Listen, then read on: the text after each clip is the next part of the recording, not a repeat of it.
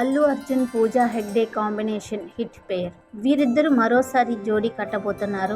ఇందుకు త్రివిక్రమ్ శ్రీనివాస్ కసరత్తు చేస్తూ ఉన్నారు. అలా వైకుంఠపురం ఎంతటి సక్సెస్ సాధించిందో తెలియంది కాదు. ఈ సినిమాలో పాటలు కూడా ప్రజాదరణ పొందాయి. 10 ఏళ్ల పాటు ఈ సినిమాను చెప్పుకుంటారని అల్లు అరవింద్ అప్పట్లోనే స్టేట్మెంట్ ఇచ్చారు. కాగా తాజాగా పుష్ప 2 సినిమా అన్నింటినీ మరిపించేలా చేసింది. ఈ సినిమా తర్వాత అల్లు అర్జున్ ఏ సినిమా చేయబోతున్నాడనే చర్చ మొదలైంది. విశ్వసనీయ సమాచారం ప్రకారం అలా వైకుంఠపురంలో చిత్రానికి సీక్వెల్ కు సన్నాహాలు జరుగుతున్నాయి.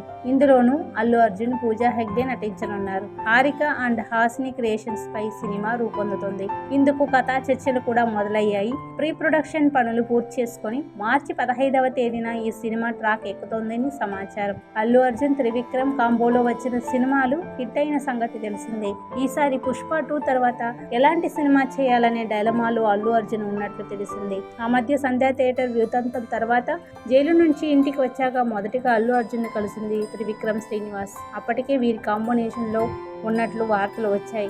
అందుకే మార్చి 15న ఈ సినిమాకు ముహూర్తం ఫిక్స్ చేసినట్లు తెలిసింది. ఇందులో సంగీత దర్శకుడు ఎవరనేది ఇంకా ఫైనల్ కాలేదు. తమన్, దేవిశ్రీ ప్రసాద్ కు ఛాన్స్ ఉంటుందా లేదా బాలీవుడ్ నుంచి మ్యూజిషియన్ తీసుకురాబోతున్నారా అనేది తెలియాలి.